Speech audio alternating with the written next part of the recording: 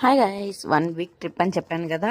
ఇది day one వచ్చేసి మా ఇంటి దగ్గరే కార్ బుక్ చేశారనమాట మా హస్బెండ్. మేము ఎలా మాట్లాడుకున్నాం అనేది మీకు క్లియర్గా చెప్తాను. మా నాన్న, అమ్మ, నేను, దక్షిత్, రాము అయితే వెళ్ళాము. ఫస్ట్ ప్లేస్ అరుణాచలేశ్వరాయ నమః. ఫస్ట్ మా నాన్న ఫస్ట్ డ్రీమ్ ఏంటంటే, మా నాన్న నాకు నోరు తెరిచి అడిగి నన్ను అరుణాచలం తీసుకెళ్ళండి అని అడిగారనమాట. Fingers cross.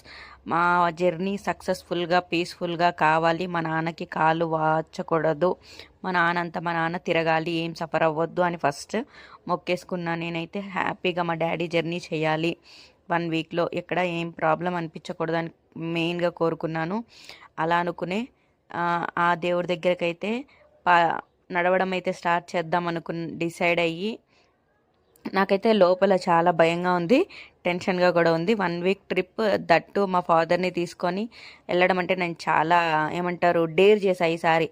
లెట్ గో, ఏమవుతుందో చూద్దాం తర్వాత అని చెప్పేసి తీసుకుని అయితే వెళ్ళాను.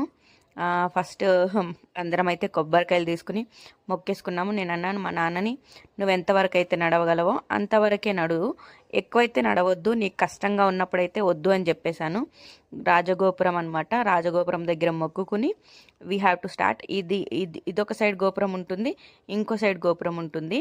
గైస్, మేమైతే ఇంటి దగ్గర నుంచి కార్ బుక్ చేసుకొని వచ్చాం కాబట్టి మాకు అంత 3 hours జర్నీ అవుతుంది. మేము తమిళనాడుకి వచ్చి అక్కడ ఫ్రెష్ అయ్యి, చెన్నై వచ్చి ఫ్రెష్ అయ్యి, మా మదర్ ఫ్రెష్ అయ్యి కార్ బుక్ చేసుకున్నాం కాబట్టి కారులో వచ్చేసామన్నమాట.